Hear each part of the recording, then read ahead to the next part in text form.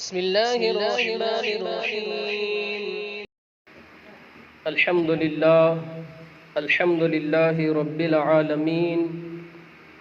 والعاقبة للمتقين، والصلاة والسلام على سيد الأنبياء وأشرف المرسلين وعلى آله الطيبين الطاهرين وأصحابه الهادين المهديين. أما بعد،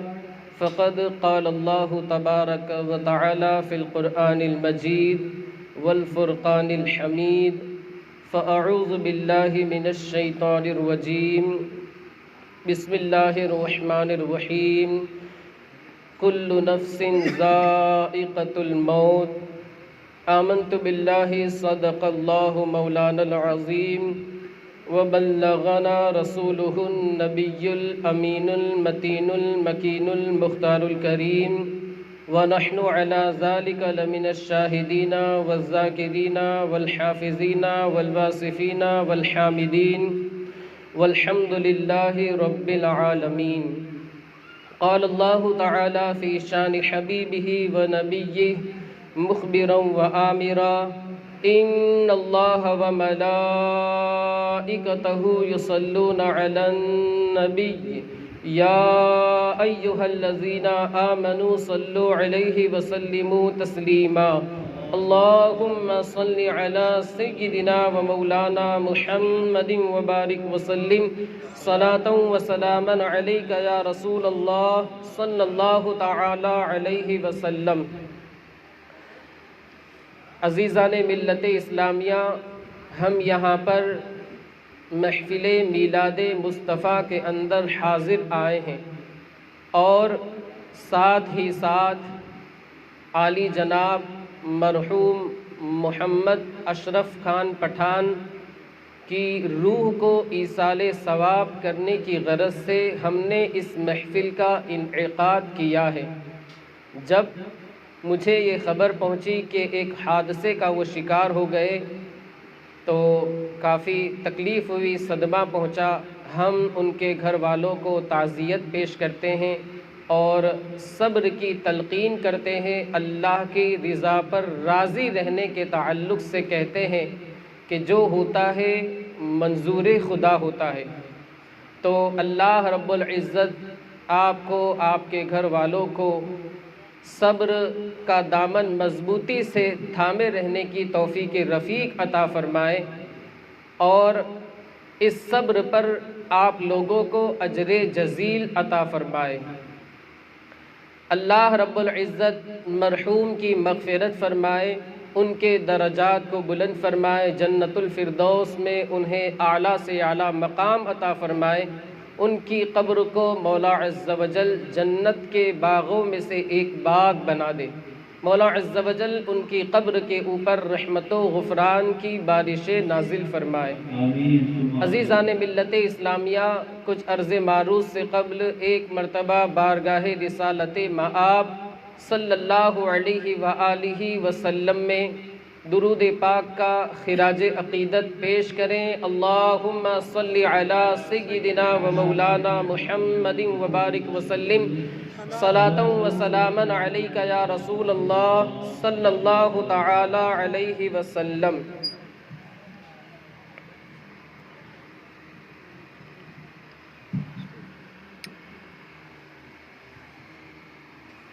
شاعر کہتا ہے: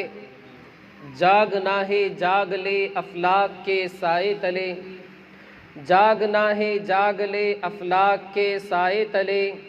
حشر تک سوتا رہے گا خاک کے سائے تلے. آگاہ اپنی موت سے کوئی بشر نہیں ہے، آگاہ اپنی موت سے کوئی بشر نہیں ہے، سامان 100 برس کا پل کی خبر نہیں ہے. اور موت سے کس کو رستگاری ہے، آج وہ تو کل ہماری باری ہے. عزیزان ملت اسلامیہ، یہ ایک اٹل فیصلہ ہے، یہ قانون ہے اسلام کا، بلکہ ہر مذہب کے ماننے والے کا یہ ایک طریقے کا اس کا اعتقاد ہے کہ ایک دن ہمیں مرنا ہے، ایک دن اس دنیا کو ہمیں خیر آباد کہنا ہے، ایک دن اس دار فانی سے ہمیں رخصت ہونا ہے، اس دنیا سے ہمیں کوچ کر جانا ہے۔ عزیزان ملت اسلامیہ، مگر مذہب اسلام نے موت کے موضوع کے اوپر جس طریقے سے ابن آدم کو، مسلمان کو آگاہ کیا ہے، متنبہ کیا ہے، اتنا زور اور اتنی تنبیہ کسی مذہب نے نہیں دی ہے۔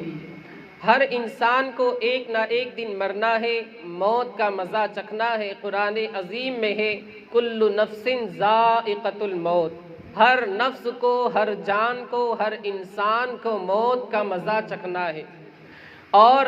ایک دن ایسا آئے گا کہ روئے زمین کے اوپر جتنے بھی جاندار ہیں، جان والے ہیں، سارے کے سارے تباہ و برباد ہو جائیں گے، سارے کے سارے ایک دن فنا ہو جائیں گے۔ قرآن عظیم میں ہے کل من علیہا فان ویبقى وجہ ربک ذو الجلال والاکرام، کہ روئے زمین کے اوپر جتنے بھی جاندار لوگ ہیں،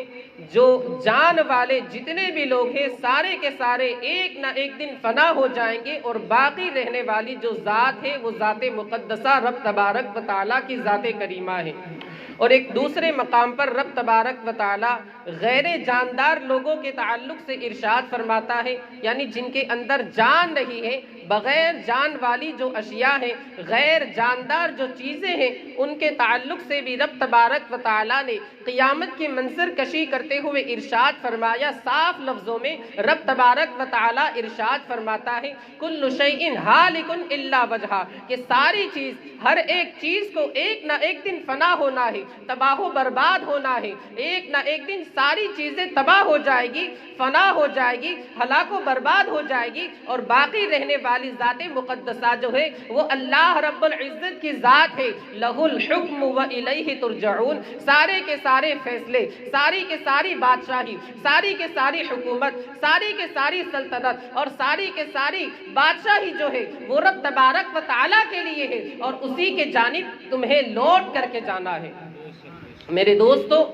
انسان کو اللہ نے تقریباً قرآن عظیم کے اندر بہت سارے مقامات پر موت کے تعلق سے آگاہ کیا ہے، تقریباً 20 یا 25 میرے حساب سے، ورنہ بہت سارے مقامات پر متنبہ کیا ہوگا، لیکن جہاں تک مجھے یاد ہے، میری یادداشت کے مطابق تقریباً 20-25 مقامات پر رب تبارک و تعالیٰ نے ابن آدم کو متنبہ کیا ہے کہ اپنی آخرت کی تجھے تیاری کرنی ہے۔ قرآن عظیم میں سورۃ الحشر کے اندر رب تبارک و تعالیٰ ارشاد فرماتا ہے یا ایھا الذین آمنوا اتقوا اللہ، اے ایمان والو اللہ سے ڈرو، ولتنظر نفس ما قدمت لغد واتقوا اللہ، اور ہر جان، ہر نفس، ہر انسان، ہر شخص یہ دیکھے کہ اس نے کل کے لیے کیا تیاری کر رکھی ہے، کل کے لیے اس نے کیا توشہ تیار کر رکھا ہے۔ کل موت اسے آ جائے گی۔ آج بہت سے زمین کے اوپر چلنے والے، اکڑ کر کے چلنے والے اور شان و شوکت کے ساتھ چلنے والے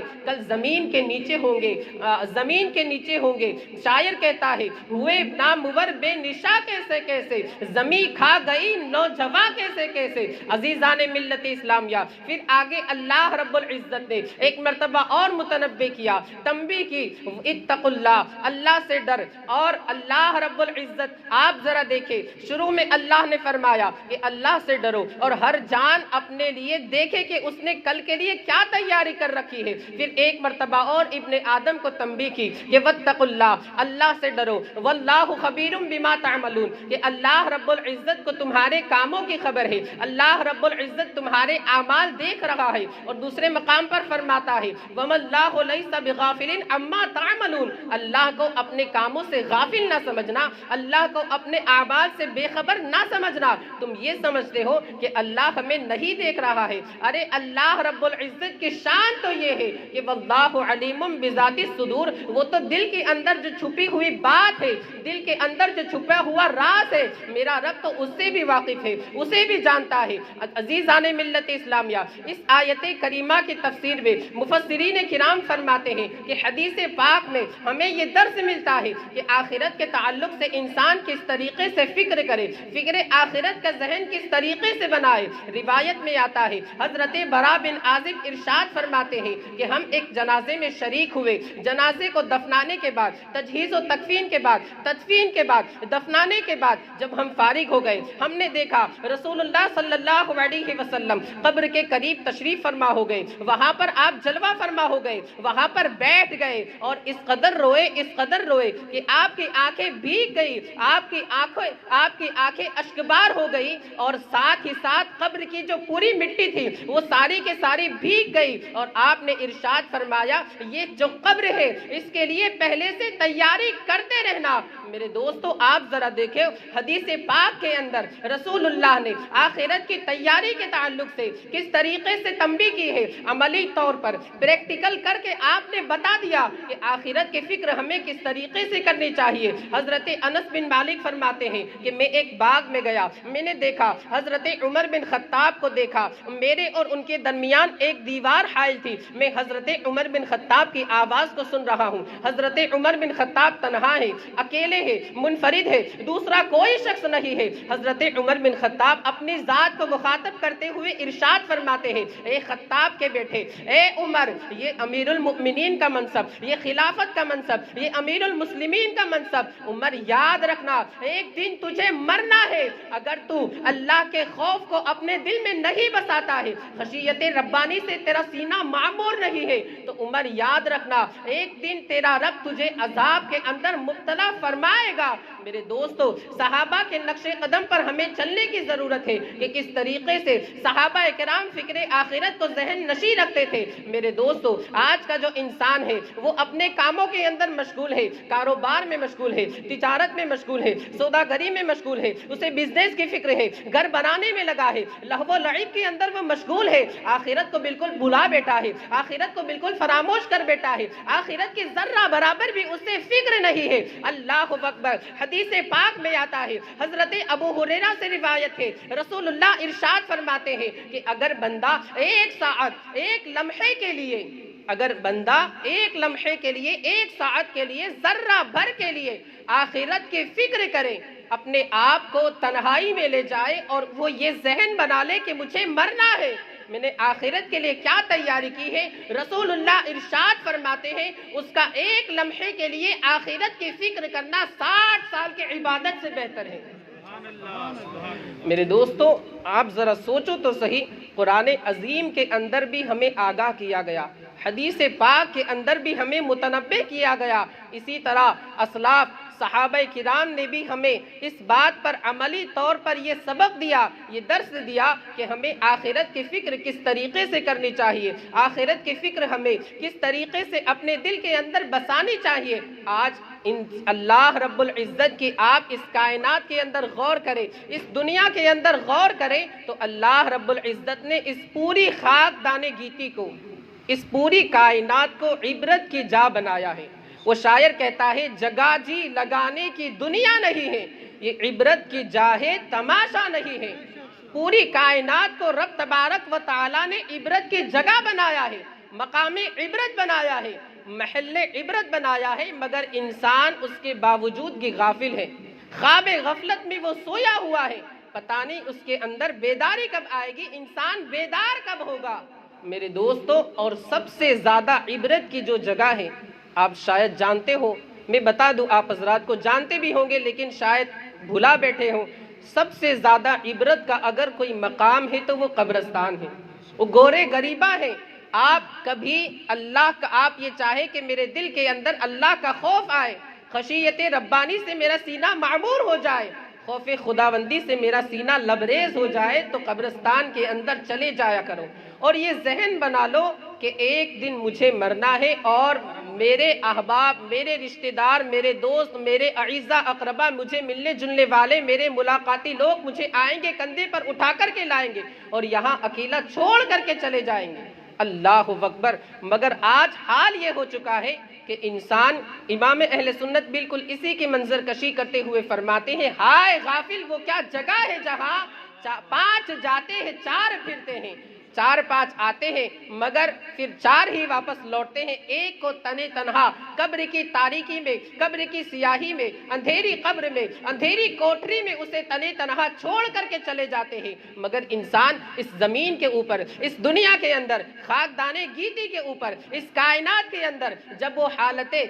जिंदगी की उसकी हालत रहती है, बक़ैदे हयात रहता है, तो उसने इस बात को बिल्कुल फरामोश कर दिया है, अपने जहन से इस बात को बिल्कुल निकाल दिया है कि मुझे एक दिन मरना है, मरने के बाद अल्लाह के हुजूर हाजिर होकर के जवाब देना है। कब्र का मरहला बाकी है, सवालों जवाबात बाकी है, मैदान महशर में मुझे उठना है, अल्लाह के हुजूर हाजिर होना है, अपना जो मेरे जो अमाल है उसके ताल्लुक से मुझे अल्लाह वहदहू ला शरीक की बारगाह में जवाबदेह होना है। इंसान बिल्कुल इसे फरामोश कर बैठा है। बल्कि आज तो हाल ये होता है कि अगर किसी रिश्तेदार का इंतकाल हो जाए या किसी दोस्त का इंतकाल हो जाए या किसी मुलाकात करने वाले, मिलने जुलने वाले शख्स का इंतकाल हो जाए, जनाजे में शरीक होते हैं, उसकी मैयत में हम जाते हैं, उसकी तजहीज़ व तकफीन का सारा इंतज़ाम करते हैं, मगर जो ही हम कब्रिस्तान पहुँचते हैं तो वहाँ इबरत हासिल करनी चाहिए। मकाम इबरत है वो इबरत की जगह है, बहुत ज़्यादा इबरत की जो जगह है वो कब्रिस्तान है।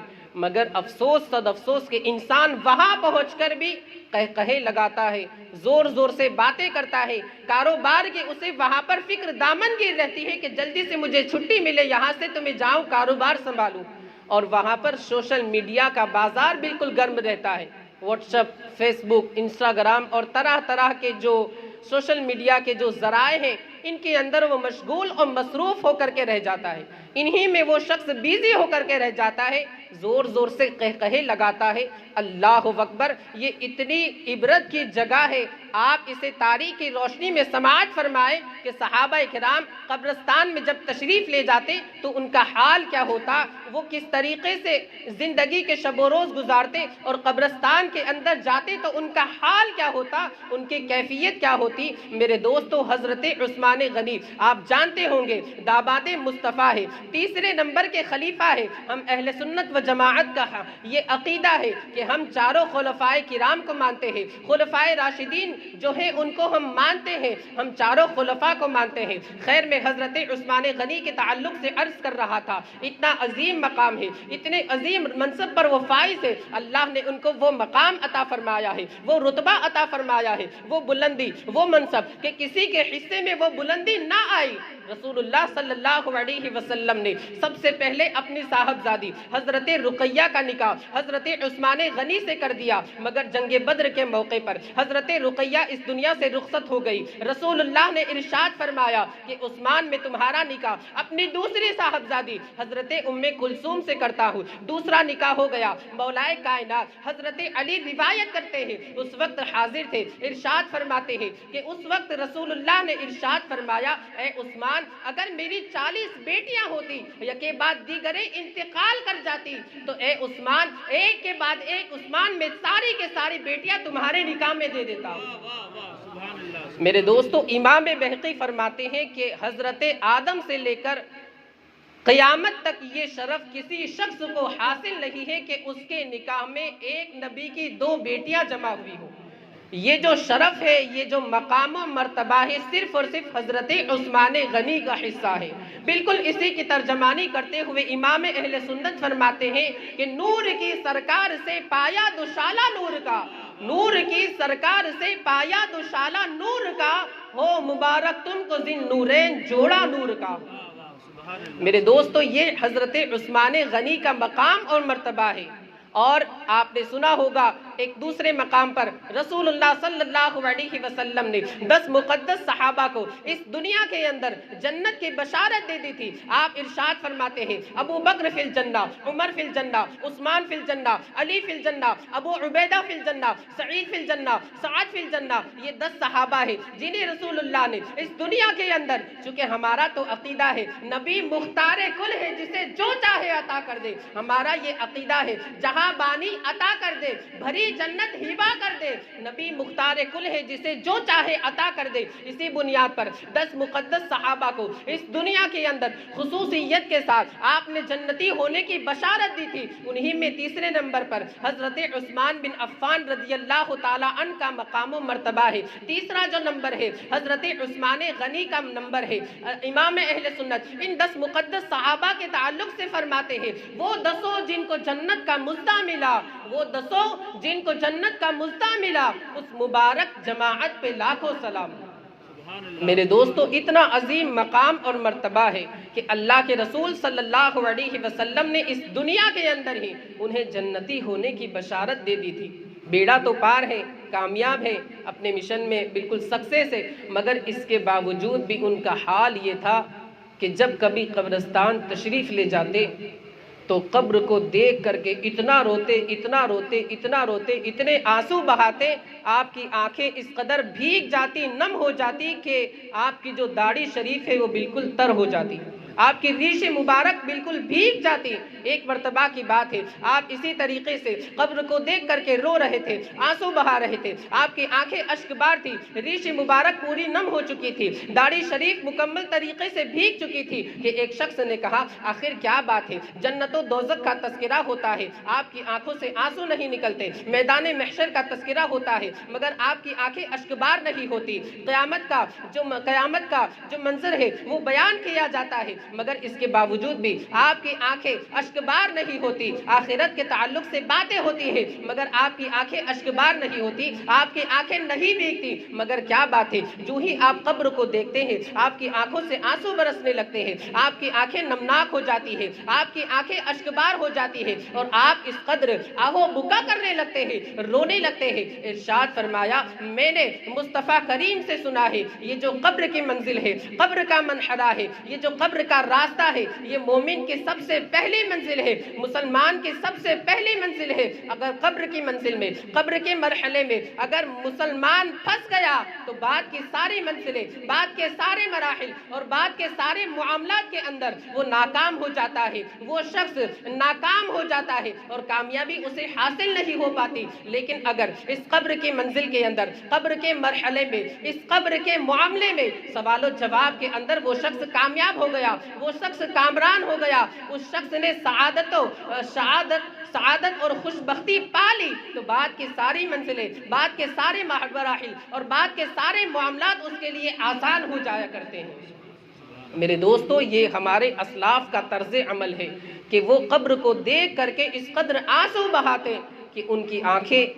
ان کی جو مقدس داڑھی ہے، ریش مبارک ہے، وہ تر ہو جایا کرتی، نمناک ہو جایا کرتی۔ مگر افسوس صد افسوس، ہم اگر قبرستان جاتے ہیں کسی کو دفنانے کے لیے یا پھر 2 لوگ گئے فاتحہ وغیرہ پڑھنے کے لیے تو عبرت حاصل کرنے کے بجائے ہم وہاں جا کر کے دنیاوی معاملات کے اندر پڑ جاتے ہیں، دنیاوی معاملات کے اندر ہم وہاں جا کر کے پھنس جاتے ہیں، حالانکہ یہ مقام عبرت ہے، ہمیں وہاں جا کر کے عبرت حاصل کرنی چاہیے۔ اور میرے دوستو، یہ جو میں نے کہا کہ پوری دنیا جو ہے یہ عبرت کا مقام ہے، انسان کا جو وجود ہے آپ اس میں بھی اگر غور و فکر کریں تو یہ بھی مقام عبرت رکھتا ہے۔ انسان اگر اپنی باڈی، اپنے جسم، اپنے بدن کے اندر غور و فکر کرے تو اس کا جسم بھی ایک عبرت کی نشانی ہے، ایک عبرت کا مقام ہے، محل عبرت ہے۔ آپ ذرا سوچیں، ایک بچہ ہے، اس کی ولادت ہوتی ہے، عہد طفولیت سے گزرتا ہے، لڑکپن کے زمانے سے گزرتا ہے، بچپن کے زمانے سے گزرتا ہے، بڑا ہوتا ہے، حد بلوغ کو پہنچتا ہے، پھر اس کا عہد شباب آتا ہے، جوان ہوتا ہے، نوجوان ہوتا ہے، اس کی شادی وغیرہ ہوتی ہے، پھر وہ شخص ادھیڑ عمر کا ہو جاتا ہے، پھر اور عمر کا جو یہ پہیہ ہی چلتا رہتا ہے، پھر بڑھاپے کی دہلیز پر دستک دیتا ہے، بڑھاپے کی منزل میں قدم رکھتا ہے۔ اللہ اکبر! میرے دوستو، یہ جو بڑھاپا ہے اور زندگی کی جو تبدیلی ہے، نشیب و فراز ہے، یہ بھی انسان کے لیے مقام عبرت ہے۔ مگر اللہ اکبر! انسان تجھے کیا ہو گیا ہے؟ تو نے غفلت کی چادر اوڑھ لی ہے، تو غفلت کی نیند سو رہا ہے، خواب غفلت سے نہ جانے تو کب بیدار ہوگا۔ حضرت یعقوب علیہ الصلاۃ والتسلیم کی بارگاہ میں ملک الموت حضرت اسرائیل علیہ الصلاۃ والتسلیم آئے۔ حضرت یعقوب نے پوچھا کہ ملاقات کے لیے آئے ہو، ملنے کے لیے آئے ہو، یا روح قبض کرنے کے لیے آئے ہو، یا پھر مجھے روح قبض کرنے کے لیے آئے ہو، وفات دینے کے لیے آئے ہو، مجھے اس دنیا سے لے جانے کے لیے آئے ہو؟ اللہ اکبر۔ حضرت ملک الموت نے حضرت یعقوب کی بارگاہ میں عریضہ کیا کہ ابھی میں ملاقات کے لیے آیا ہوں، ابھی میں ملنے کے لیے آیا ہوں۔ حضرت یعقوب نے ارشاد فرمایا کہ جب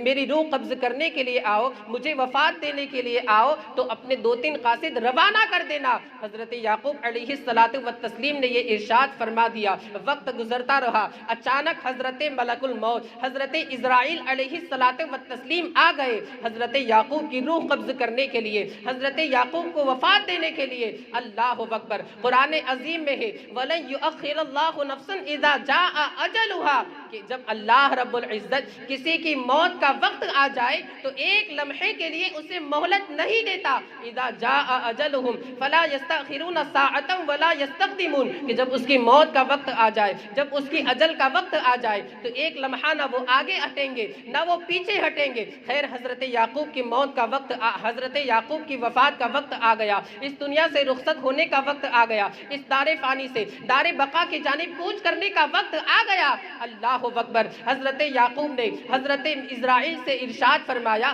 کہ اے اسرائیل، اے ملک الموت، اے روح قبض کرنے والے فرشتے، کیا میں نے تجھ سے نہ کہا تھا، یہ میں نے نہیں کہا تھا کہ آنے سے پہلے 2-3 قاصدوں کو بھیج دینا جو مجھے آ کر کے میری موت سے، میری وفات سے، میرے وصال سے آگاہ کر دیں گے، متنبع کر دیں گے، واقف و روشناس کر دیں گے کہ اب تیاری کر لو، اب تمہیں رخصت ہونا ہے، اس دنیا کو خیرآباد کہنا ہے، اس خاکدانی گیتی سے کوچ کرنا ہے، اس دار فانی سے دار بقا کی جانب جانا ہے۔ حضرت اسرائیل ملک الموت، موت کا جو فرشتہ ہے، حضرت اسرائیل علیہ الصلاۃ والتسلیم نے جواب دیا کہ میں نے آپ کی جانب 3 قاصد پہلے ہی سے بھیج دیے ہیں۔ حضرت یعقوب نے ارشاد فرمایا ذرا بتاؤ تو صحیح تمہارے وہ قاصد کہاں ہیں؟ میرے پاس تو کوئی قاصد نہیں آیا۔ اب حضرت ملک الموت حضرت اسرائیل علیہ الصلاۃ والتسلیم نے جواب دیا کہ آپ جب جوانی کے عالم سے گزر رہے تھے، عہد شباب سے جب آپ گزر رہے تھے تو آپ کے جو سر کے بال ہیں وہ بالکل کالے تھے، بالکل سیاہ تھے، آپ کے بالوں کے اندر سیاہی پھیلی ہوئی تھی، مگر جو ہی وقت گزرتا رہا بڑھاپے کی دہلیز پر آپ نے دستک دی، بڑھاپے کی منزل میں آپ نے قدم رکھا تو آپ کے بالوں کے اندر سفیدی پھیل گئی، آپ کے سر کے بال، داڑھی شریف کے بال مکمل طور سے سفید ہو گئے۔ اے یعقوب، یہ میرا پہلا قاصد ہے۔ اللہ اکبر۔ حضرت ملک الموت حضرت اسرائیل علیہ الصلاۃ والتسلیم نے آگے جواب دیا کہ یہ میرا پہلا قاصد ہے، اور دوسرا جو قاصد ہے اس کے تعلق سے آپ سماعت فرمائے کہ آپ جب جوانی کے دور سے گزر رہے تھے، عہد شباب جب آپ کا تھا، جوانی کے عالم میں تھے، تو اس وقت آپ کا بدن جو تھا بالکل طاقتور توانا تھا، آپ کے اندر بہت سی طاقت تھی، توانائی تھی، قوت تھی، آپ بالکل مضبوط تھے، بالکل کڑیل نوجوان تھے، مگر جو ہی آپ نے بڑھاپے کی دہلیز پر دستک دی اور آپ جب بڑھاپے کی منزل میں آنے لگے، آپ کا بدن بالکل کمزور ہو گیا، آپ کے بدن کے اندر ناتوانائی آ گئی، آپ کا بدن جو اس کے اندر قوت تھی اس کے اندر کمی آ گئی، آپ کا بدن نحیف ہو گیا، لاغر ہو گیا۔ اے یعقوب، یہ جو آپ کے بدن کے اندر کمزوری آئی ہے یہ میرا دوسرا قاصد ہے۔ آگے حضرت ملک الموت نے جواب دیا کہ آپ جب نوجوان تھے، عہد شباب جب آپ کا تھا تو آپ بالکل سیدھا ہو کر کے چلتے تھے، لکڑی کی طرح بالکل اسٹریٹ چلتے تھے، آپ کی کمر بالکل سیدھی تھی، مگر جو ہی آپ نے بڑھاپے کی منزل میں قدم رکھا تو آپ کی جو کمر ہے وہ تھوڑی سی جھک گئی۔ اب آپ جب چلتے ہیں تو تھوڑا سا جھک کر کے چلتے ہیں۔ اے یعقوب، یہ میرا تیسرا قاصد ہے، اور یاد رکھنا ہر شخص کے پاس میرے یہ 3 قاصد ضرور آتے ہیں۔ میرے دوستو، آپ ذرا سوچو تو صحیح کہ انسان اپنے وجود کے اندر غور و فکر کر لے تو یہی اس کی عبرت کے لیے کافی ہے، مگر انسان کو پتہ نہیں کیا ہو گیا ہے۔ یا ایھا الانسان ما غرک بربک الکریم، اے انسان، کیا تو اس دھوکے میں ہے، تو اس فریب میں ہے کہ رب کریم تجھے معاف فرما دے گا، قرآن عظیم میں دوسرے مقام پر ہے وَلَا يَغُرَّنَّكُمْ بِاللَّهِ الْغَرُورُ کہ ہرگز تجھے کوئی دھوکے میں ڈالنے والا دھوکہ نہ دے۔ اللہ رب العزت تو کریم ہے، وہ تو رؤوف ہے، وہ تو رحیم ہے، وہ تو مہربان ہے، وہ تو رحمان ہے، وہ تو غفار ہے، وہ تو ستار ہے، وہ تو بخشنے والا ہے، وہ تو غفور ہے، وہ تو عفو غفور ہے، اس کی شان وہ تو بہت رحمتوں کا مالک ہے، تیرے گناہوں کو معاف فرما دے گا۔ اگر یہ انسان اس غفلت کے اندر ہے تو قرآن عظیم نے صاف طور پر آگاہ کر دیا کہ شیطان یا تیرا جو نفس ہے وہ تجھے اس دھوکے میں نہ ڈالے کہ اللہ کی رحمت وسیع ہے تو گناہ پر گناہ کرتا جا، معاذ اللہ، اللہ تو تجھے معاف فرما ہی دے گا۔ قرآن عظیم کی اس آیت مقدسہ کی تفسیر میں مفسرین کرام فرماتے ہیں کہ اگر کوئی شخص اپنی یہی فکر بنا لے کہ اللہ تو کریم ہے، رؤوف ہے، رحیم ہے، رحمان ہے، میرے گناہوں کو معاف فرما دے گا، ایک وقت آئے گا میں بوڑھا ہو جاؤں گا، توبہ کر لوں گا، نمازی بن جاؤں گا، روزے رکھنے لگ جاؤں گا، اپنے حال کی اصلاح کر لوں گا۔ خبردار، مفسرین کرام فرماتے ہیں اپنے وقت کا سب سے بڑا بے وقوف ہے، اپنے وقت کا سب سے بڑا احمق ہے۔ کیا اس نے یہ بات نہیں سنی کہ یا ایھا الانسان انک کادح الی ربک قدحا فملاقی، اے انسان تجھے اللہ کی جانب آنا ہے، دوڑ کر کے تو آنا ہے اور اللہ سے تجھے ملنا ہے، اپنے کیے کا حساب دینا ہے۔ انسان تو اتنا غافل کیوں ہو چکا ہے؟ میرے دوستو، انسان کو اپنے حال کی فکر کرنی چاہیے، آخرت کے تعلق سے متفکر رہنا چاہیے، فکر آخرت کا اسے ذہن بنانا چاہیے۔ میرے دوستو، آج اگر مسلمان سروے کر لے، مسلمان کسی ایک مسلمان کے تعلق سے یہ فیصلہ کر دے، یہ ڈکلیئر کر دے کہ وہ پوری دنیا کا سب سے بڑا عقل مند ہے، سب سے بڑا دانشور ہے، سب سے بڑا دانش مند ہے، کہ اس کی عقل جو ہے، اس کی ذہانت جو ہے، اس کی جو فطانت ہے، لوگ اس کی داد دیتے ہیں اور اسی بنیاد پر اسے دنیا کا سب سے بڑا انعام نوبل پرائز دینے کے لیے لوگ تیار ہو جائے، مگر شومی قسمت اگر وہ شخص دین کے اعتبار سے بد عمل ہے، متدین نہیں ہے، غیر متدین ہے، دینی اعتبار سے وہ شخص کمزور ہے، تو میرے دوستو دنیا والوں کی نظر میں تو وہ شخص عقل مند ہو سکتا ہے، مگر اللہ و رسول کی نظر میں، اللہ و رسول کے نزدیک وہ شخص سب سے بڑا بے وقوف ہے، سب سے بڑا احمق ہے۔ اس لیے کہ حدیث پاک میں آتا ہے الکیس من دان نفسہ وعمل لما بعد الموت، کہ عقل مند شخص وہ ہے جو اپنے نفس کا محاسبہ کرے، جو اپنی ذات کے تعلق سے محاسبہ کرے کہ مجھے کل مرنا ہے، وعمل لما بعد الموت، اور مرنے کے بعد کے لیے وہ عمل کرے، تیاری کرے کہ مجھے کل مرنا ہے اور اللہ کے حضور حاضر ہو کر کے جواب دینا ہے۔ ایک کمزور شخص ہے، اس کی ذہانت وغیرہ نہیں ہے اور فطانت وغیرہ اتنی کام نہیں کرتی، تھوڑا سا مینٹلی اس کو پرابلم ہے، دماغ کے اعتبار سے وہ کمزور ہے، اتنی زیادہ اس کی عقل نہیں ہے، غریب ہے، مگر عمل کے اعتبار سے وہ جو شخص ہے وہ انتہائی مضبوط ہے، پانچوں وقت کی نمازوں کا پابند ہے، صوم و صلات کا پابند ہے، اور اللہ و رسول کی رضا حاصل کرنے کے جو ذرائع ہیں انہیں اختیار کرتا رہتا ہے، صدقہ و خیرات کرتا رہتا ہے، عبادت و ریاضت میں اس کا دل لگا رہتا ہے، مسجدوں سے اس کا دل بالکل معلق رہتا ہے، لگا رہتا ہے، ملا ہوا رہتا ہے، وہ شخص اللہ و رسول کے نزدیک اگرچہ وہ کمزور ہے عقل کے اعتبار سے، قوت کے اعتبار سے، طاقت کے اعتبار سے، توانائی کے اعتبار سے، مگر اللہ کے نزدیک اس کا بہت بڑا مقام اور مرتبہ ہے، اس لیے کہ خداوند قدوس کی بارگاہ میں صورتیں نہیں دیکھے جاتے۔ حدیث پاک میں آتا ہے ان اللہ لا ينظر الى اجسامکم ولا الى صورکم ولکن ينظر الى قلوبکم واعمالکم، کہ اللہ تمہاری صورتوں کو اور تمہارے جسموں کو، تمہارے بدن وغیرہ کو نہیں دیکھتا، بلکہ اللہ تو تمہارے دل کو دیکھتا ہے، اللہ رب العزت تو تمہارے قلوب کو دیکھتا ہے اور تمہارے اعمال کو دیکھتا ہے۔ تو میرے دوستو ہمیں فکر آخرت کا ذہن بنانا چاہیے، اور آج کا انسان اتنا غافل ہو چکا ہے، وہ یہ سوچتا ہے کہ ابھی تو میں نوجوان ہوں، میرا عہد شباب ہے، میں بوڑھا ہو جاؤں گا، اس وقت نمازی بن جاؤں گا، روزہ دار بن جاؤں گا، عبادت کروں گا، ریاضت کروں گا، بندگی کروں گا، اللہ کا نیک بندہ بن جاؤں گا، اپنے حال کی اصلاح کر لوں گا۔ میرے دوستو اس سے کہہ دینا چاہیے کہ تو بہت بڑا غافل انسان ہے، اس لیے کہ زندگی کا کوئی بھروسہ نہیں، تیری موت آج آ جائے، کل آ جائے، کیا بھروسہ۔ اللہ اکبر۔ میرے دوستو، میں آپ حضرات کو ایک واقعہ بتاتا ہوں، اس سے آپ اندازہ لگائیں کہ انسان کی زندگی کا کوئی بھروسہ نہیں۔ مصر کی سرزمین کے اندر، جسے آج کل ایجپٹ کہا جاتا ہے، وہاں ایک مسجد کے اندر ایک مؤذن رہا کرتا تھا، ایک نوجوان تھا، انتہائی متقی تھا، پرہیزگار تھا، اللہ وحدہ لا شریک کی بندگی میں مشغول رہا کرتا تھا، عبادت و ریاضت کے اندر اس کا دل لگا رہتا تھا، عبادت کا نور اس کے چہرے پر چمکتا تھا، عبادت کی رونق اس کے چہرے پر صاف نظر آتی تھی۔ اللہ اکبر۔ مگر ایک مرتبہ مینار کے اوپر اذان دینے کی غرض سے، اذان دینے کے ارادے سے، اذان دینے کی نیت سے چڑھا، مینار کے اوپر جو ہی چڑھا، ایک عیسائی کے مکان کے اندر اس کی نظر پڑی۔ اس مکان کے اندر ایک انتہائی حسین و جمیل لڑکی تھی۔ اللہ اکبر۔ جو ہی دیکھا اس کے اوپر فریفتہ ہو گیا، اس کی محبت کا اسیر ہو گیا اور اس کی محبت کا دل دادا ہو گیا، اس کے عشق میں مبتلا ہو گیا۔ سیدھا مینار سے نیچے اترا، عیسائی کے مکان پر پہنچا اور اس لڑکی کے پاس گیا اور اس سے کہا کہ میں تجھے اپنا بنانا چاہتا ہوں، میں تمہارے اوپر فریفتہ ہو چکا ہوں، میں تمہارا عاشق بن چکا ہوں، تمہاری محبت نے مجھے اسیر بنا دیا ہے، تمہاری محبت کا میں دل دادا ہو چکا ہوں۔ اللہ اکبر۔ اس لڑکی نے کہا کہ خبردار خبردار، میں کوئی تہمت کا کام نہیں کرنا چاہتی، میں کوئی بدنامی کا کام نہیں کرنا چاہتی، میں کوئی برا فعل، برا عمل نہیں کرنا چاہتی۔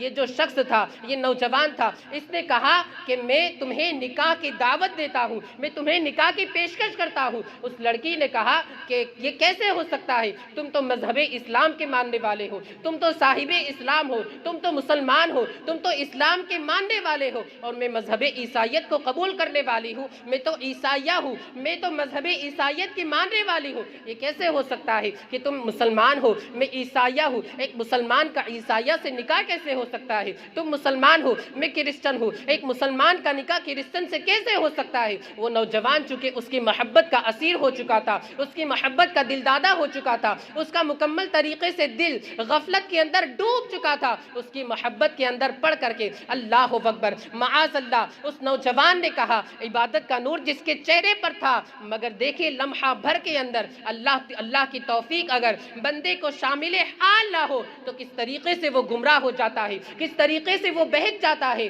اس نے کہا کہ میں تجھے پانے کے لیے مذہب اسلام کو چھوڑ کر کے مذہب عیسائیت کو قبول کرنے کے لیے تیار ہوں۔ میرے دوستو، آپ ذرا سوچو کہ انسان کس طریقے سے غفلت کے اندر ڈوب جاتا ہے اور کسی کی محبت میں آ کر کے، کسی کے عشق میں مبتلا ہو کر کے اپنے دین کا سودا کر بیٹھتا ہے۔ خیر، اتنا کہہ کر کے وہ اپنے گھر گیا اور کسی کام کے لیے مکان کی چھت کے اوپر چڑھا، ٹیرس کے اوپر وہ شخص چڑھا اور پتہ نہیں کیا ہوا کہ وہ چھت سے نیچے گر گیا اور ایسا گرا کہ اسی حادثے میں اس کا انتقال ہو گیا۔ اب آپ ذرا سوچیں کہ اس کے ہاتھ سے آخرت بھی گئی، اس نے اپنی آخرت کو بھی تباہ و برباد کر دیا